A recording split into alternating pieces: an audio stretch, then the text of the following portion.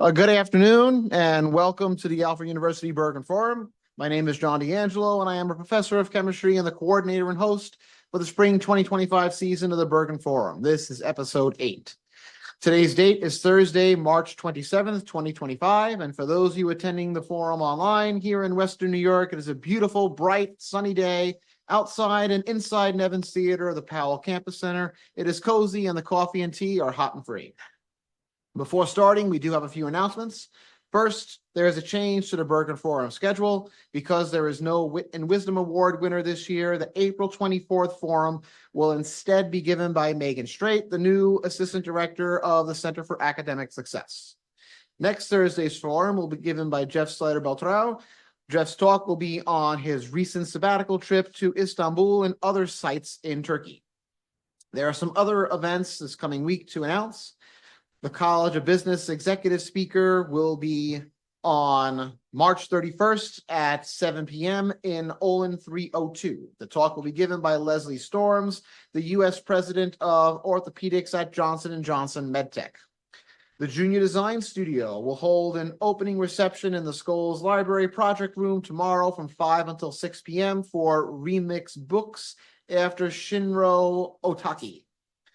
This Saturday, March 29th from 2 until 8 p.m. at the Equestrian Center will be the annual eQuest Fest. At 4:30 today in the Connors Lobby, there will be a paint and sip from 4:30 until 6:30. On Sunday from 6 p.m. until 9 p.m., there will be an Eid celebration dinner at the Susan Howell Hall with delicious halal cuisine.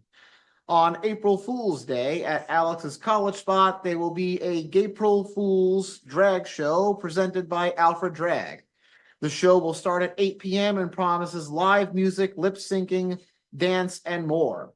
Today at 2 p.m. in the nightclub, there will be a free thrift store therapy, a closet swap, a sustainable way to refresh your wardrobe.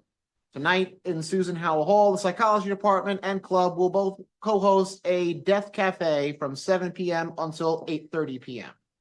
Without further ado, today's forum will be given by Rai Yiannakos, Public Services Librarian here at Alfred University, and the title of the talk is Tattooed Librarians Breaking the Stereotype of the Shushing Librarian. Floor is yours. Thanks, John. Hi, everybody. I have a lot of notes because I don't do this as often as most of you. All right. Yeah, we're going to talk about librarian stereotypes.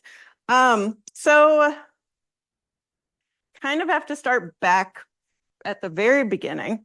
Librarians have been trying to shake stereotypes. They've been talking about their stereotypes for literally hundreds of years. Since this is a presentation about librarians, and we're going to be talking about librarians in pop culture, kind of have to start. I tested this. Now it doesn't want to work.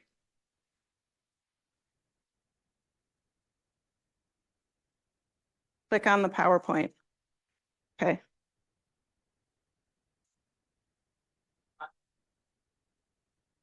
John's on it. I'm just not going to touch anything. Zoom came down thing. Oh, there we go. Yeah. So we're going to start with arguably the first pop culture librarian, Melville Dewey. He said, the time was when a library was very much like a museum and a librarian was a mouser in musty books.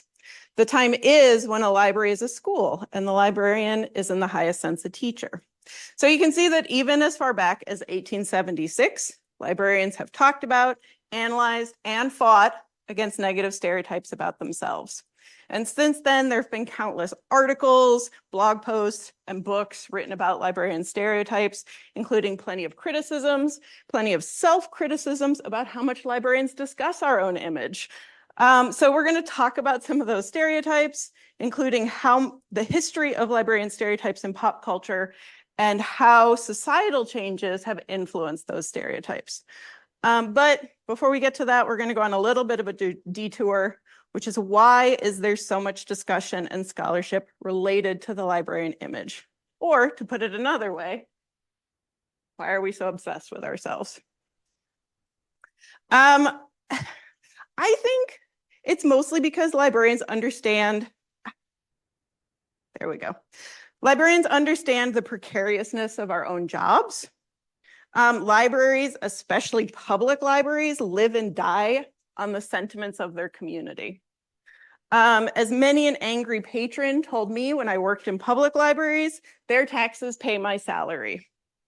The current political landscape has shown a light on the precariousness of libraries for sure, but honestly, for most of modern history, we've constantly been told that our jobs will become obsolete, that will be replaced by everything from computers to coffee shops, Amazon to AI. A couple examples: when I was applying to grad school, I had several people, including friends and family who cared about me very deeply, say, why would you want to be a librarian when Google exists? And you can see this reflected in pop culture too. In the movie Desk Set from 1957, which we're going to talk about a little later on, Katharine Hepburn plays Bunny Watson, who's the head librarian of the reference library for the Federal Broadcasting Network. And the whole plot centers around the staff's fears that they're going to be replaced by a computer. And there's actually research to support this fear of becoming obsolete. In an article from 1960 called The Popular Image of the Library and the Librarian, Robert Lee and Catherine Sooney write that the popular image of the librarian has a direct effect upon the degree of support given to his library in book funds, salaries, housing, and equipment. And lastly, I want to talk about a time when an argument that libraries are obsolete actually was stopped by public support. This is kind of an infamous event in the library world. In 2018, Forbes published a now infamous opinion piece by economist Panos Mordukautas with the amazing headline, "Amazon should replace local libraries to save taxpayer money."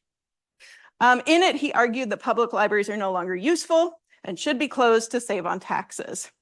Instead, Amazon bookstores could provide those same communities with physical books. The article argued that there was a time when libraries offered the local community lots of services in exchange for their tax money, but that they don't have the same value that they used to. The functions of the library, Mordukautas said, have been replaced. Community spaces and Wi-Fi are provided by Starbucks, video rentals by Netflix, and Amazon Prime, and books by Amazon.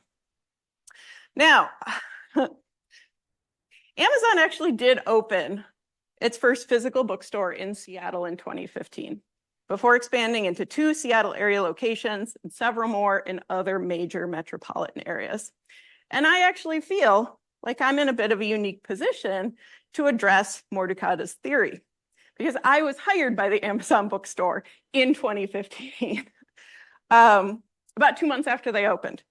I actually left that job when I got my first library position. Now, we could spend the whole hour talking about stuff like equal access to resources, the tiny amount of money that the average taxpayer actually spends on their local library, the importance of third spaces where you don't have to spend money to hang out, and all the things that libraries provide that aren't Wi-Fi, video rentals, and books, and all the other glaring holes in this argument.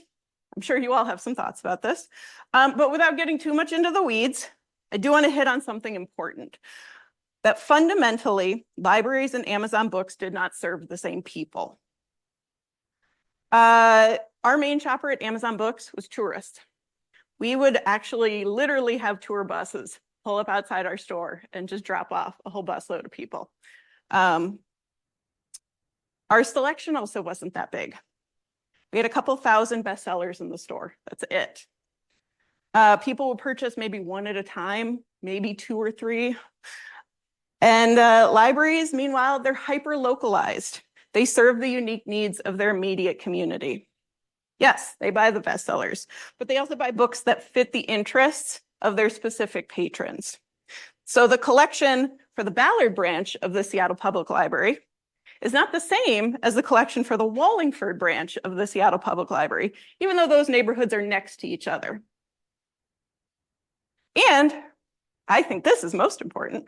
Libraries buy the books that are requested, even if they're not bestsellers. So now, as you can see, I don't have a screenshot of this article, That's because after more than 200,000 views in 2 days and a vocal and aggressive backlash from the public, Forbes permanently deleted it. I even tried the Wayback Machine. It's gone. So this provides an example of how heavily libraries rely on public sentiment to protect them, and why librarians spend so much time discussing how they're perceived by others. So next, we're going to do some statistics and demographics. As you can see, the library field is overwhelmingly white and female, and has been since the early 20th century. That's because librarianship was considered one of the few fields where it was acceptable for women to enter. While diversity in the field has increased since the 90s, not very much. And you'll notice this lack of diversity in pop culture as well. Nearly all librarians in pop culture are white women. Sexism and feminization of the field heavily influence stereotypes of librarians, which in turn influences every aspect of our field, from our salaries and resources to our professional image and the power dynamics of the library and patron interaction. And also, I'm going to get ahead of you all.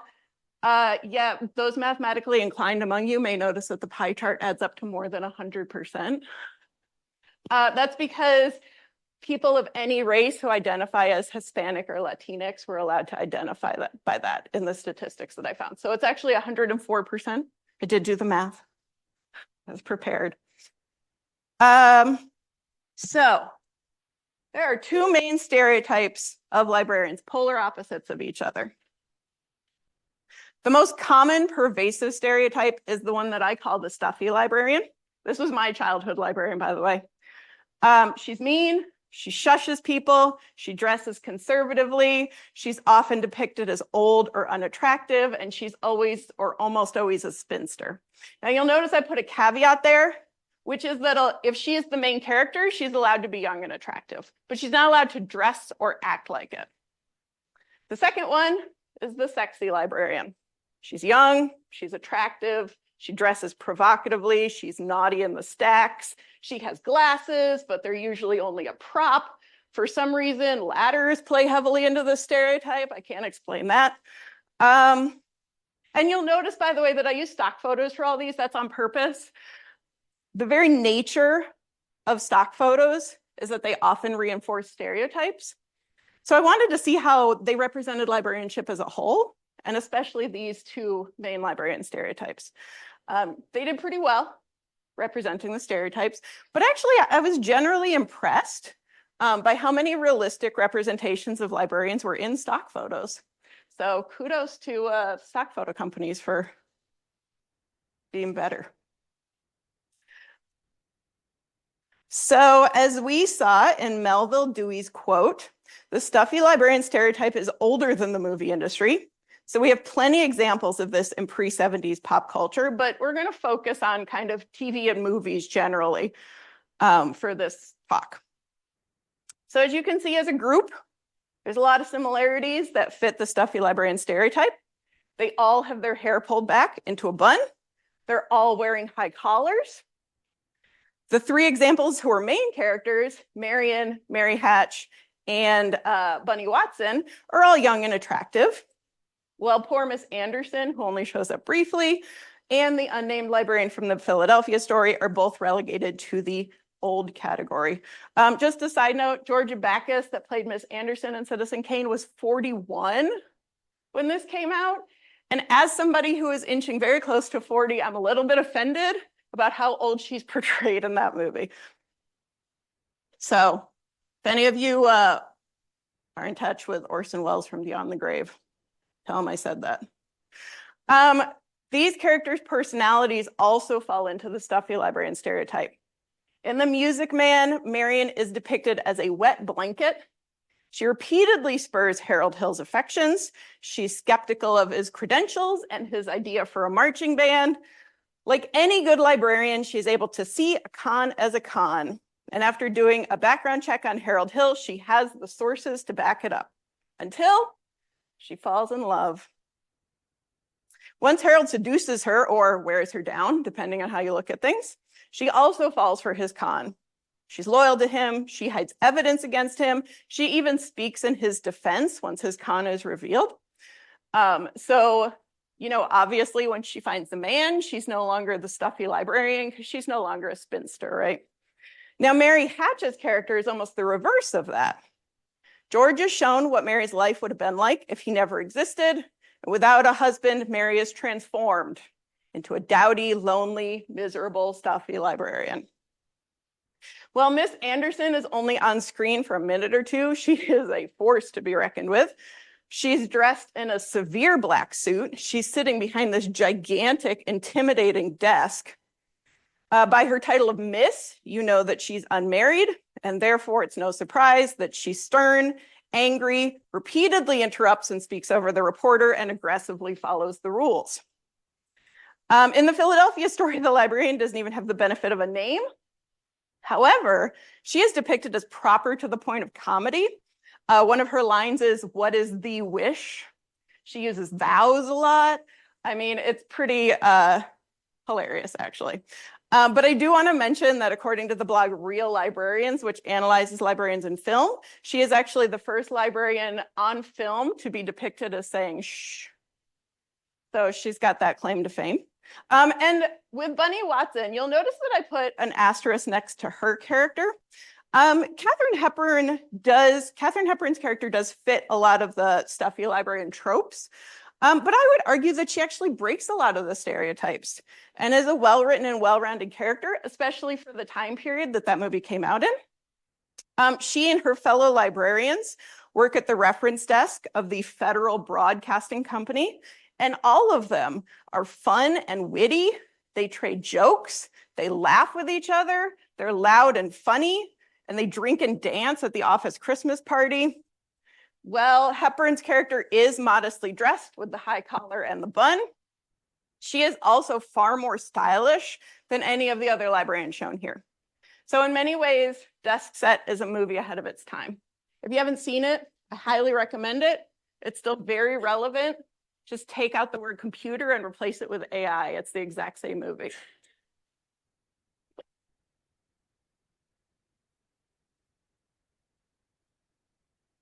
All right, so when did the transition happen from the stuffy librarian to the sexy librarian? Well, like the rest of pop culture in the late 1960s, the librarians went through a sexual awakening. Alongside societal changes, things like the rise of second-wave feminism, access to the birth control pill, and increased numbers of women in the workforce, those were all contributors to the change in librarian stereotypes. But another important event influenced both real life and pop culture librarians at the time. Obscenity laws for written fiction were ended in the case of Redrup v. New York in 1967. So before 1967, all quote print pornography, which included what today we would call erotic fiction, erotic romance, romance novels, it was all considered illegal under the Comstock Act. The Comstock Act was enacted in 1873, and it made it illegal to send obscene, crime-inciting, or abortion-related material through the U.S. Postal Service. However, importantly for us, it also made it a misdemeanor to sell, give away, or possess an obscene book, pamphlet, picture, drawing, or advertisement. So in 1967, a Times Square newsstand clerk named Robert Redrup sold these two pulp sex novels to a plainclothes police officer. He was then tried and convicted under the Comstock Act. With the financial backing of the book's publisher, William Hanley, he brought this case before the Supreme Court and won. And this was widely seen as the end of censorship of written fiction and a narrowing of the reach of the Comstock Act. The court's final ruling declared that written materials that were not sold to minors or forced on an unwilling audience were protected by the First Amendment. So in the wake of this decision, libraries had a decision of their own to make. As David Squires writes in his article, From Sensuous to Sexy, the librarian and post-censorship print pornography, should librarians redouble sensorial efforts to live up to their perceived role as custodians of community standards, or should they champion liberal ideas of intellectual and informational freedom? Spoiler alert, we chose intellectual freedom. So romance novels began to slowly appear on library shelves. And as you can see here, David Squires writes, a change in collection policy welcomes a change in the public a library serves, opening avenues to revamp the cultural associations that underlie librarian stereotypes. As acquisitions and collection management policies loosened, so did the buns and blouses of the stuffy librarian stereotype.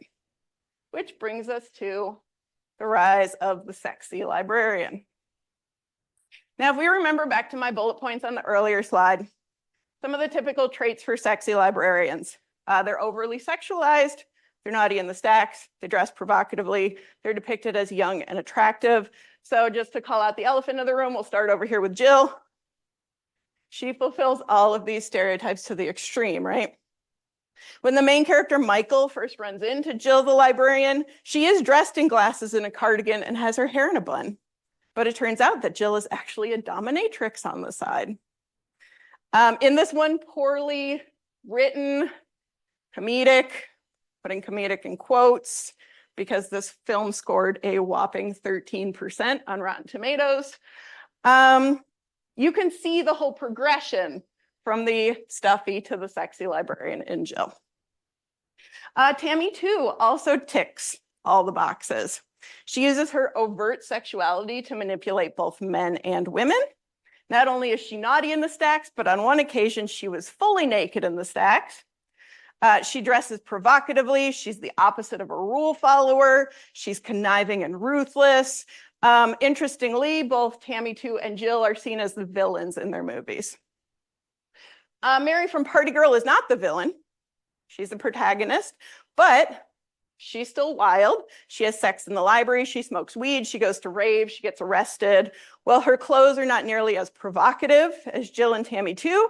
She still wears short shorts and skirts. She wears stiletto heels. She wears satins and animal prints. By the way, I'm fairly confident that you'll never see a librarian in stiletto heels. We're on our feet all day. That sounds horrible. Evie from The Mummy and Giles from Buffy both take the more conservative librarian stereotype and sexualize them. Well, Evie is originally shown wearing a modest skirt and blouse, complete with glasses and a bun, as you can see. As the movie goes on, she ditches her glasses, she lets her hair out, her blouse becomes kind of loose and unbuttoned, and eventually at the end of the movie, she's wearing this like black spaghetti strap dress with lots of cleavage and stuff like that. Now, Giles is an interesting one. He wears suits. He's more proper, but he is considered a heavy-duty sex symbol by people in the Buffy community. It's mostly due to his non-toxic masculinity, his intelligence, and his good looks. So like Bunny from Desk Set, he fulfills some of the qualifications of the librarian stereotype, but he also breaks a lot of them.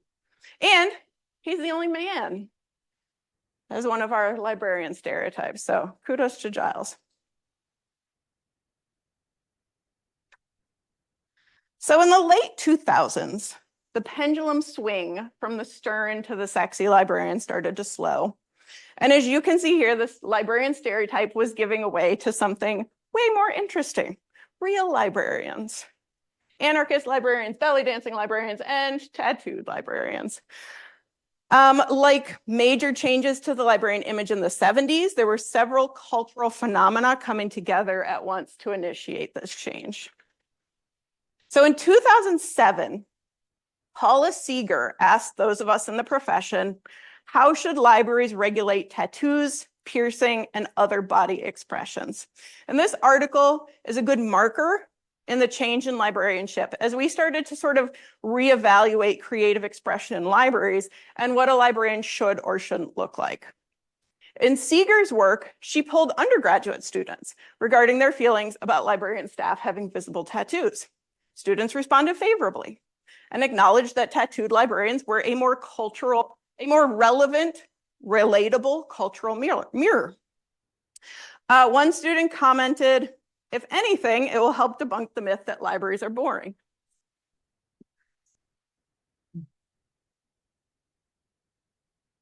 Now, in 2010, the Pew Research Institute reported that 23% of Americans had at least one tattoo. I was among that 23%. But by 2019, that statistic had almost doubled to 44%.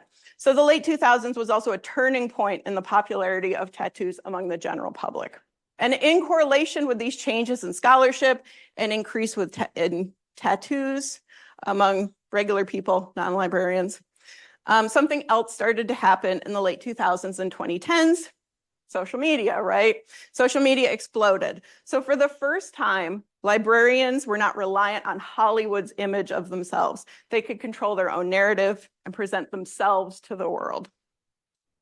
And the press also started to take notice. Now, when I started doing research on this, I just did a Google search for tattooed librarians. And I started to notice something interesting, which is that all the articles that I was finding were from the early to mid 20-teens. And this is when the press really started to take notice of that change in librarian stereotypes. Articles, books, there was a spread in Guardian's fashion column, which is kind of cool. They all highlighted the diversity of librarianship, especially tattooed librarians. A lot of these are specifically about tattooed librarians. And they range, you know, there's Inked magazine, there's NPR, Mental Floss magazine. It was kind of everywhere at the time. And you can see also that a lot of them reference librarian stereotypes or shedding librarian stereotypes. So again, there was a sort of like weird like coming out of librarians in that period of time.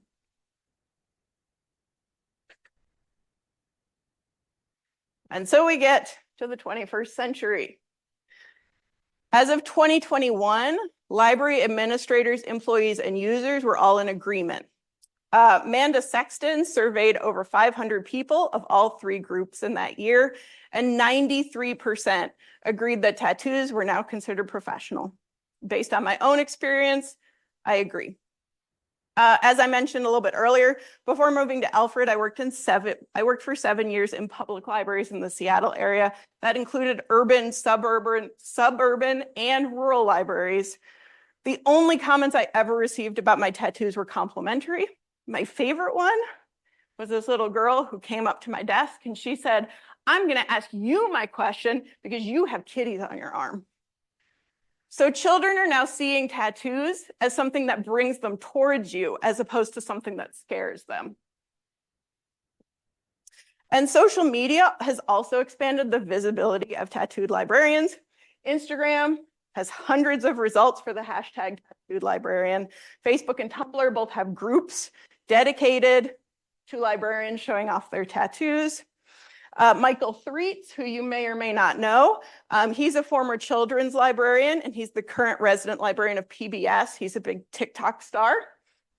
He proudly shows off his sleeves of tattoos. But while tattooed librarians have quite possibly become the norm, I really want to urge everyone not to think about them as the new librarian stereotype. And even as I say that, I am very aware of the holding power of that original stuffy librarian and the power she has over pop culture even today. Every few years, there seems to be a trend in discussions about librarians breaking stereotypes, the stereotype that they always refer to as the stuffy librarian. Even in modern times, even with people exposed to real librarians via social media, librarians are often relegated in people's minds to nothing more than a Miss Anderson.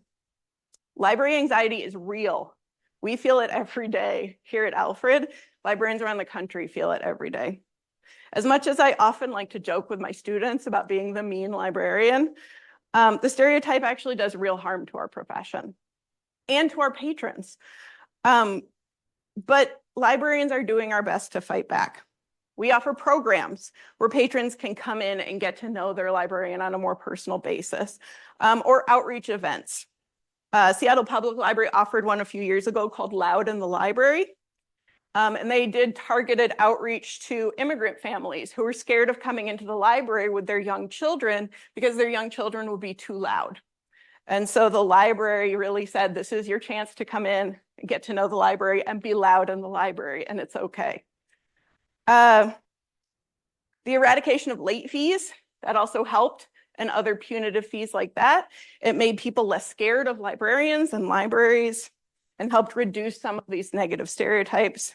But the mean librarian still manages to pop up on a pretty regular basis in pop culture. You'll see her in memes, videos, and still in movies and TV shows. The librarian at the very beginning of the Ghostbusters movie is a good example. She literally turns into a monster when they get too loud. The mean librarian from Harry Potter is another good example. Even us modern tattooed librarians are still actively having to fight against that Miss Anderson stereotype. So I think that's the one message that I want to pass on to everyone here, which is that the field of librarianship is still overwhelmingly white and female. We have a long way to go to increase the field's diversity. But librarians and library workers do not fit into one stereotype. We have, as the Vulcan saying goes, infinite diversity and infinite combinations. Very ironic that I was just talking with John about Star Trek. I didn't even think about that. So I started this presentation by showing you stock photos of librarians. I think it makes sense to end the presentation by showing you real librarians. So these are friends, classmates, former colleagues that all volunteered pictures of themselves to present to you an example of what real librarians look like. As librarians find ourselves more and more under attack, I think it's really important to highlight our humanity. We're not Miss Anderson. We're not Tammy 2. Even though some of us wish it, we're not even Giles. We're not a stereotype, we're just people. And ultimately, we all became librarians because we want to help our communities. Not all librarians read. It's weird, but we all want to help our communities, and that's why we do it. So I think this Amanda Sexton quote really sums it up nicely. So that's what I kind of wanted to end with. Our job as librarians extend beyond that of a lifeless body at a reference desk that should smile more, but expands to busy and intellectual professionals with lives, creativity, and diversity far beyond the stereotype. And also, just to preface a question, these are my favorite pop culture librarians. Thank you.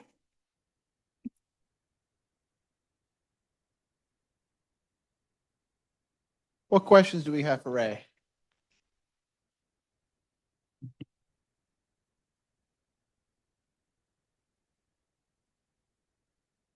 For the people on Zoom, yeah.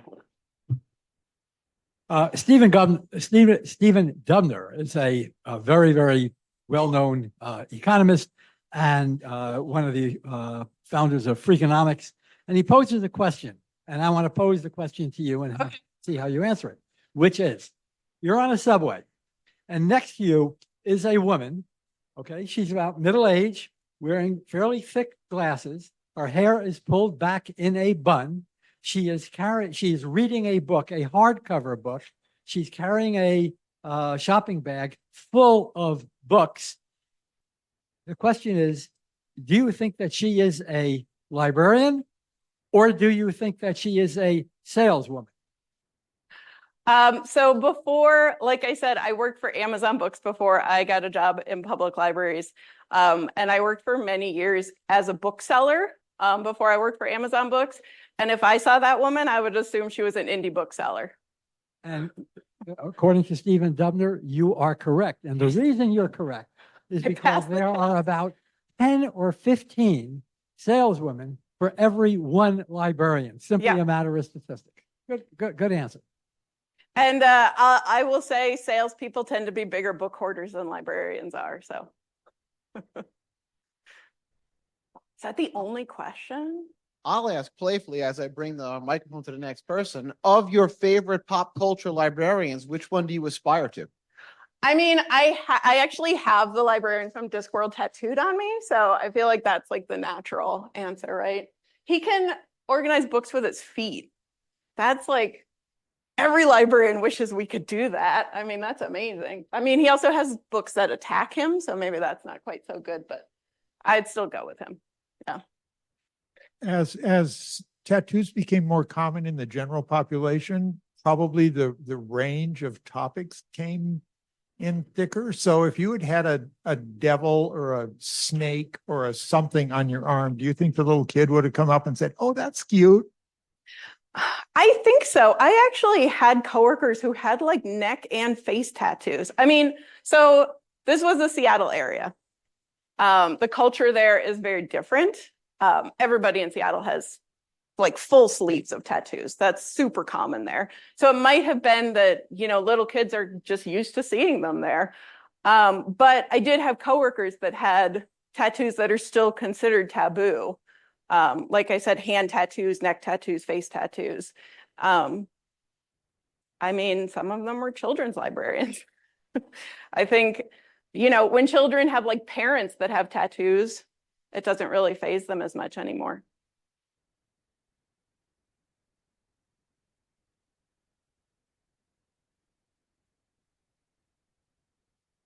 You're talking about how you were in like Seattle for a while before coming here. I guess it's more of, I guess, like a cultural shift when you're looking at like I'm not sure if I'm talking to the mic. When you're going from like Seattle to here, I guess what was the like culturally, how were people's responses to tattoos different, or was it like still the same? I mean, I was lucky in that Kevin broke that for me because he came here before I did and he has a lot of tattoos. But when I came for my interview, it was over the summer and I wore a dress, but it didn't have sleeves on it. So you could see all of my tattoos. And part of that I did consciously because like it gets hot here. I'm not going to wear long sleeves year round. So if the hiring committee had a problem with my tattoo, I wanted them to be aware that they existed and be aware that I was willing to show them off.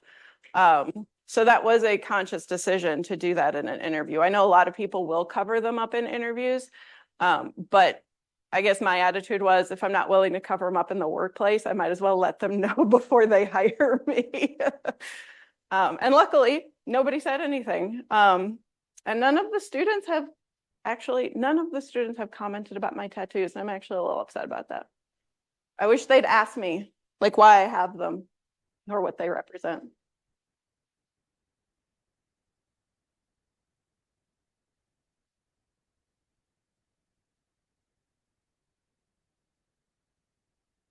What is my favorite tattoo?